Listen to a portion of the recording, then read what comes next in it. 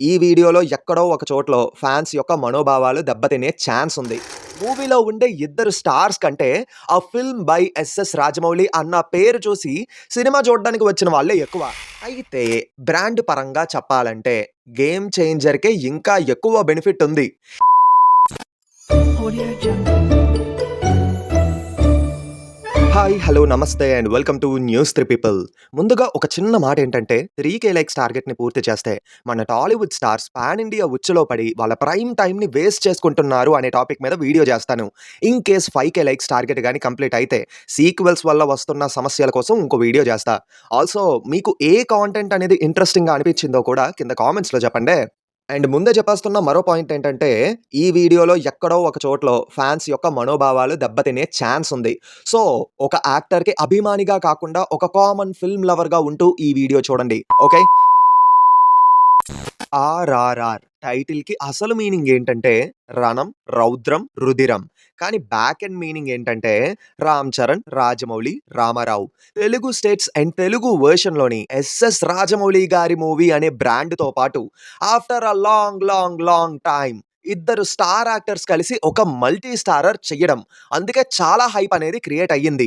మూవీలోని ఇద్దరు star actors ఉన్నా సరే ఆ మూవీకి అంత బజ్జు, బిజినెస్, బాక్స్ ఆఫీస్ సక్సెస్ వచ్చిందంటే 25% క్రెడిట్స్ ఏమో రామ్ చరణ్ గారివి, 25% క్రెడిట్స్ ఏమో ఎన్టీఆర్ గారివి and 50% credits goes to SS Rajamouli గారు. ఎందుకంటే తెలుగు స్టేట్స్, తెలుగు వెర్షన్ అన్న పేరుని పక్కన పెట్టేస్తే SS Rajamouli is the only brand. మూవీలో ఉండే ఇద్దరు స్టార్స్ కంటే ఆ ఫిల్మ్ బై ఎస్ఎస్ రాజమౌళి అన్న పేరు చూసి సినిమా చూడడానికి వచ్చిన వాళ్ళే ఎక్కువ. ఈ మాట ఫ్యాన్స్‌కి కాస్త కోపం తెప్పించొచ్చు కానీ ఇదే నిజం. ఎందుకంటే ప్రీవియస్‌గా 'బాహుబలి' క్రియేట్ చేసినటువంటి బ్రాండ్ అలాంటిది. సో అక్కడ ఆర్ఆర్ఆర్‌కి రాజమౌళి గారి పేరు చాలా హెల్ప్ అయ్యింది. ఆల్సో మీరు గాని తెలుగు వెర్షన్‌ని పక్కన పెట్టి మిగతా ట్రైలర్స్ గాని చూసారనుకోండి, from the director of 'Baahubali' అని ఒక స్పెషల్ మెన్షన్ ఉంటుంది. సో ఇప్పుడేంటంటే 'రామ్ చరణ్' గారికి, జూనియర్ ఎన్టీఆర్ గారికి నిజంగానే పాన్ ఇండియా ఫాలోయింగ్‌తో పాటు బాక్స్ ఆఫీస్ స్టామినా కూడా పెరిగింది అని చెప్పడానికి 'ఆర్ఆర్ఆర్' మూవీ ఒక పర్ఫెక్ట్ ఎగ్జాంపుల్ కాదు. ఎందుకంటే మోస్ట్ ఆఫ్ ద క్రెడిట్స్ అక్కడ రాజమౌళి గారు తీసుకెళ్ళిపోయారు. So now it's really a crucial time for Ram Charan గారు అండ్ జూనియర్ ఎన్టీఆర్ గారు to prove their box office stamina, అది కూడా పాన్ ఇండియా వైడ్‌గా. ఇప్పుడు వీళ్ళ అసలు సిసలైన బాక్స్ ఆఫీస్ స్టామినా తెలియాలంటే వాళ్ళ నుంచి వస్తున్న నెక్స్ట్ మూవీ అనేది చాలా ఇంపార్టెంట్.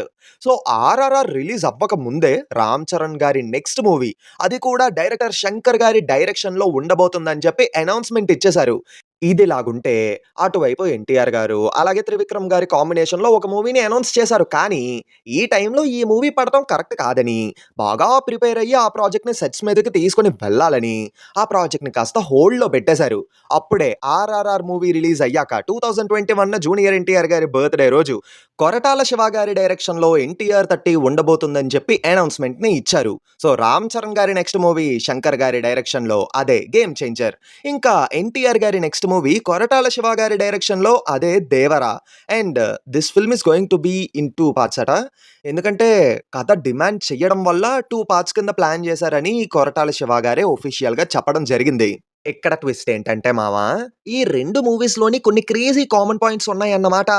ఈ 2 మూవీస్ యొక్క డైరెక్టర్స్ కూడా వాళ్ళ ప్రీవియస్ మూవీస్‌తోని ఆల్ టైమ్ ఎపిక్ డిజాస్టర్స్‌ని అందించారు. శంకర్ గారేమో 'ఇండియన్ 2' మూవీతోని 100 కోట్ల లాస్‌ని మిగిల్స్తే, ఇంకా కొరటాల శివ గారు 'ఆచార్య' మూవీతో నియర్లీ 85 క్రోర్స్ లాస్‌ని మిగిల్చారు. ఇద్దరూ వాళ్ళ కెరియర్‌లో ఎప్పుడూ చూడలేనంత లో ఫేజ్‌లో ఉన్నారు. ఇంకోవైపు రామ్ చరణ్ గారు, ఇంకా ఎన్టీఆర్ గారు 'ఆర్ఆర్ఆర్' మూవీతోని కెరియర్ పీక్ స్టేజ్‌లో ఉన్నారు. That's really a crazy coincidence అనే చెప్పాలి. అందులోని ఎన్టీఆర్ గారైతే మరీ అని జెప్పాలి. ఎందుకంటే మన టాలీవుడ్‌లోని స్టార్ యాక్టర్స్‌లో వరసగా 6 హిట్లిచ్చి పీక్ స్టేజ్‌లో ఉన్న ఓన్లీ యాక్టర్ ఇప్పుడు ఎన్టీఆర్ గారే. మ్యాటర్ ఏంటంటే ప్రెజెంట్ ఆయన సక్సెస్ రేట్ అనేది మరీ బీభత్సంగా ఉంది మామ. అయితే బ్రాండ్ పరంగా చెప్పాలంటే గేమ్ చేంజర్‌కే ఇంకా ఎక్కువ బెనిఫిట్ ఉంది. ఈ ఒక్క మాటతోని హేటర్స్ అంతా కలిసి వీడు మెగా కుక్కరా అని చెప్పి ఫిక్స్ అయిపోయి ఉంటారు. బట్ నేను ముందు చెప్పింది వినండి. పాన్ ఇండియా వైడ్‌గా. ఇక్కడ 'ఆర్ఆర్ఆర్'తో ఫేమస్ అయిన 'రామ్ చరణ్' గారితో పాటు ఫామ్‌లో లేకపోయినా సరే 'శంకర్' సార్ పేరు మాత్రం ఒక బ్రాండ్‌గా పనిచేస్తుంది. ఎందుకంటే ప్రీవియస్‌గా ఆయనిచ్చిన క్లాసిక్స్ అలాంటివి గాబట్టి. ఇంకోవైపు తెలుగులో ఎలాగో క్రేజ్ ఉంది. తమిళ్‌లోని 'శంకర్' సార్ డైరెక్షను, అలాగే 'కార్తీక్ సుబ్బరాజ్' గారి స్టోరీ అనే పేరుతో మరో బ్రాండ్ యాడ్ అయ్యింది. ఇంకా హిందీ మార్కెట్‌లో కూడా 'ఆర్ఆర్ఆర్' వల్ల వచ్చిన ఫేము ఇవన్నీ కలిసొచ్చాయి. బట్ 'దేవర' విషయంలో జూసుకుంటే ఎటు చూసినా జూనియర్ ఎన్టీఆర్ గారు తప్ప ఇంకెవ్వరు కనిపించట్లేదు. మహా అయితే అనిరుద్ మ్యూజికల్ అని జెప్పి ఆయన పేరు తప్పితే వేరే ఏదీ లేదక్కడ. మహా అయితే బాలీవుడ్‌లోని 'జాన్వీ కపూర్' గారు, 'సైఫ్ అలీ ఖాన్' గారి పేరు మాత్రమే కొద్దో గొప్ప పని చేసుద్దక్కడ. బట్ బయట చూసుకుంటే 'గేమ్ చేంజర్' కంటే 'దేవరా'కే కాస్త బజ్జుంది.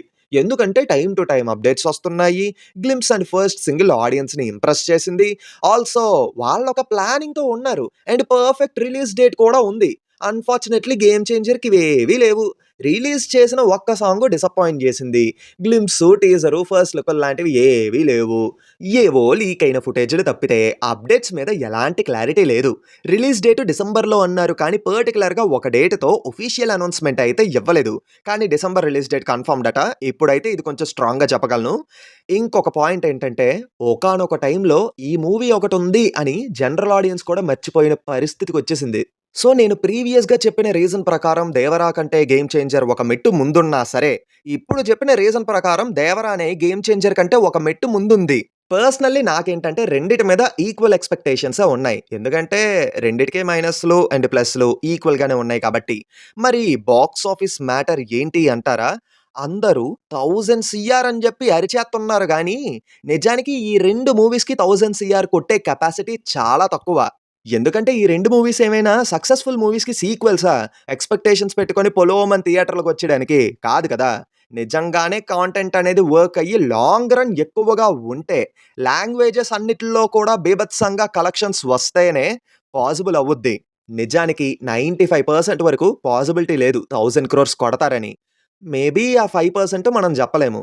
యాక్చువల్లీ ఈ 2 మూవీసు బ్లాక్ బస్టర్ అవ్వాలంటే 500-700 సీఆర్ మధ్యలో కలెక్ట్ చేస్తే సరిపోద్ది.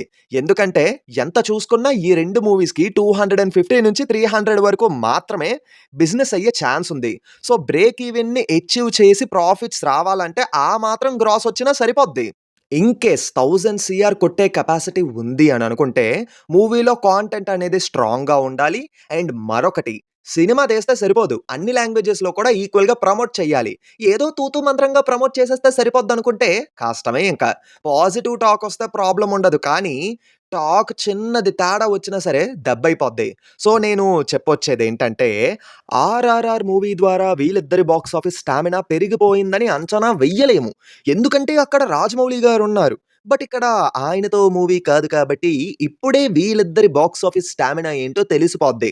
ఆల్సో చెప్పడం మర్చిపోయాను. ఇక్కడ కొన్ని సెంటిమెంట్‌లు కూడా ఉన్నాయి మామ.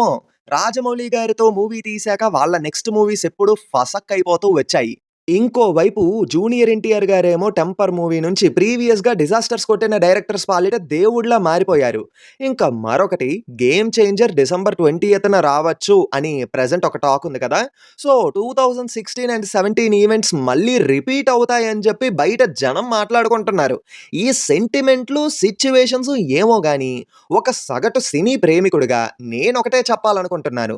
2 సినిమాలు బాగుండాలి.